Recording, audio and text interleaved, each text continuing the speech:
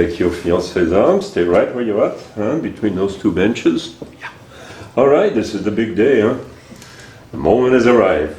Las Vegas, With your witness here, Diego, in the sight of God, Christopher, do you take Marisa for your lawfully wedded wife? I do.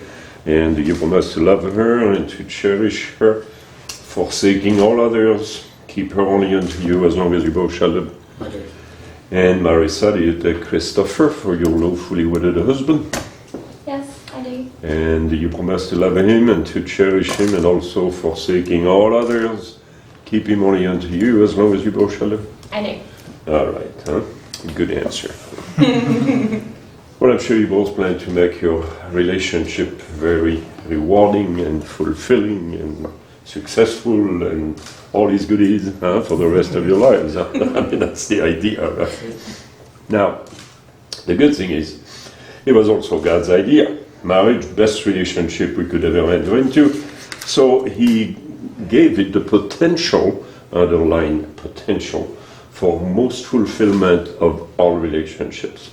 But consequently, it also has the potential, underlying potential, for most misery of all relationships. So, to give us an opportunity to avoid all of the mistakes we traditionally make that get us into trouble, God's given us an instruction manual to go along, so we wouldn't mess up too much and end up miserable. You know, he built us, he knows how we function. Up to us to read the manual and follow his counsel, And judging by the looks of things, not too many people reading the book no more. Anyway. Now, he did that for many, many reasons, because there are a lot of principles to know and understand. And not only that, you got to live them out, in order for marriages to succeed. But the good thing is, as many as they are, they all come out of one foundational principle, which you must keep in mind throughout your whole lifetime, because a lot of people forget it. See, it's the reason you're getting married. It's the same reason everybody gets married around the world. There's some very, very deep emotional and spiritual needs inside of you, Christopher, and inside of you, Marisa. You just can't fill by yourself. That's why we get married. Eventually, somebody has to do the job. Otherwise, we just stay single happily ever after. So it's when those needs are not filled one by the other. So the one lesson to keep in mind throughout your whole lifetime, first lesson, many of them, you really don't get into this for what you get out of it for yourselves first, you see. Really, you get into it for what you bring into it for the benefit of the other first. This way you keep a whole lot more peace in the family. Yeah. See, marriage is actually a school in selflessness. Oh yeah. Sometimes boot camp in selflessness. Yes, when you bring kids into it, it is. Oh yeah. And the sooner you understand it, the better off we are, because God's going on with his program regardless. And the reason he designed it as a school in selflessness is to give us an opportunity to grow in more and more love for each other. See, because according to the Bible is our instruction manual for life. According to the Bible, true love is completely selfless, you see. It's a decision on our part, much more than all these mushy and gooey feelings for each other that you have for each other, because those have a tendency to fly right out the window sometimes. Don't really feel like loving, right? But it's a decision on our part to always care more for the well-being and the happiness of the other before our own, you see. And that kind of love, the Bible says, could never fail, see, which doesn't say too much for the kind of love that's out there these days. It's pretty weak, self-centered. Actually, if you think about it, it'll be weak to the degree that it is self-centered. So keep that in mind as you go along, because by nature, that's what we are. Yeah, we come into the world that way, you know what I mean? Right? It's all about us first. And some people just get told. That is so true. Oh yeah. So if you're going to love each other more and more over the years, you need to understand God's going to train you to be less and less self-centered. See, and he normally waits for the yes I do to start his real work in our lives. Oh yeah. Very smart. Here we are saying, you know, everything was cool till we got married, then all hell broke loose. That's why.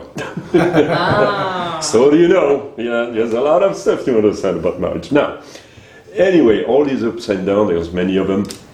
The good thing about all the ups and downs is that actually there's three kinds of ups and downs.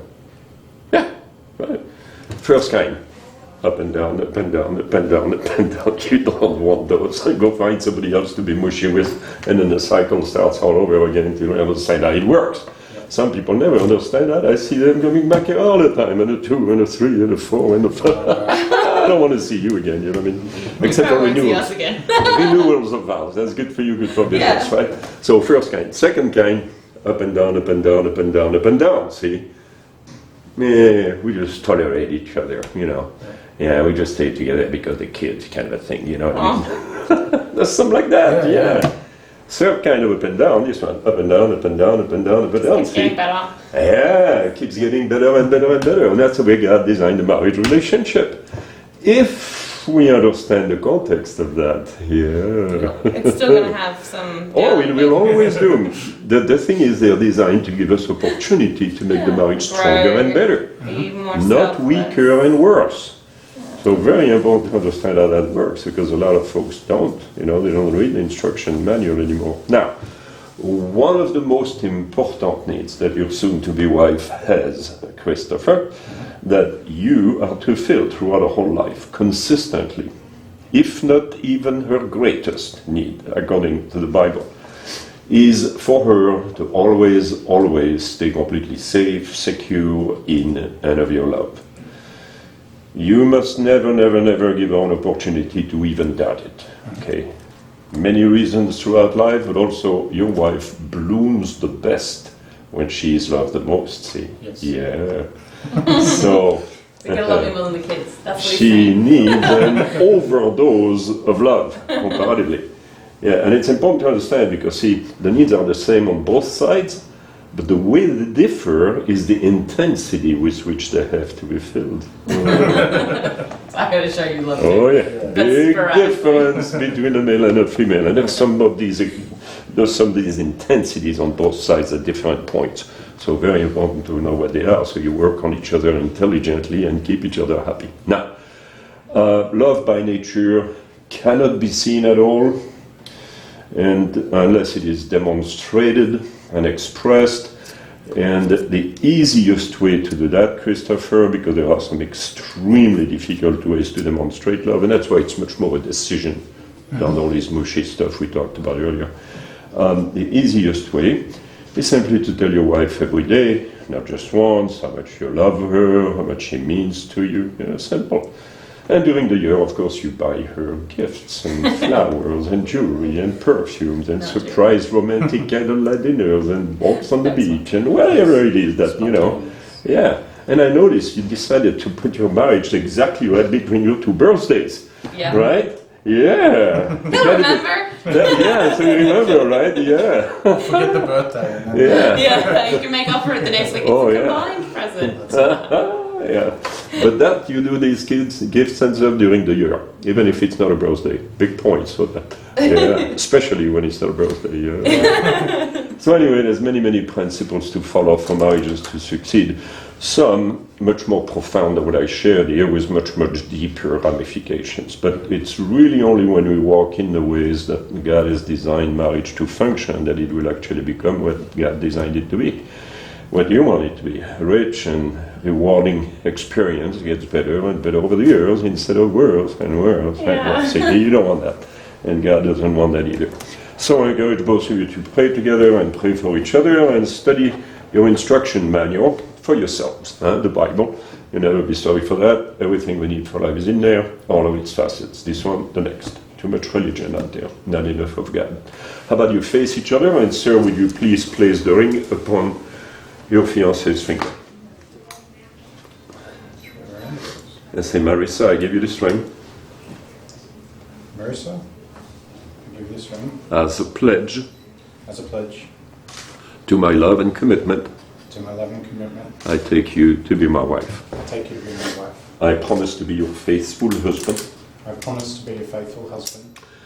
And I will love you and cherish you, and I will love you and cherish you, respect you and honor you, respect you and honor you, provide for you and protect you provide for you and protect you all the days of my life.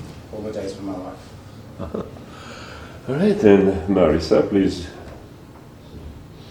Doesn't fit? place the ring on Christopher's finger. Say, Christopher, I give you this ring Christopher, I give you this ring as a pledge as a pledge to my love and commitment. to my love and commitment. I take you to be my husband. I take you to be my husband. I promise to be your faithful wife, I promise to be your faithful wife. and I will love you and cherish you, I will love you and I will cherish you, respect you and honor you respect you and honor you all the days of my life. all the days of my life. Right. Well, Christopher and Marisa, after having the vows you exchanged with each other in the sight of your witness, in the sight of God, by the authority given to me by the laws of the state of Nevada, I officially pronounce you husband and wife. You may kiss your bride, sir. All right. Bravo, bravo, bravo.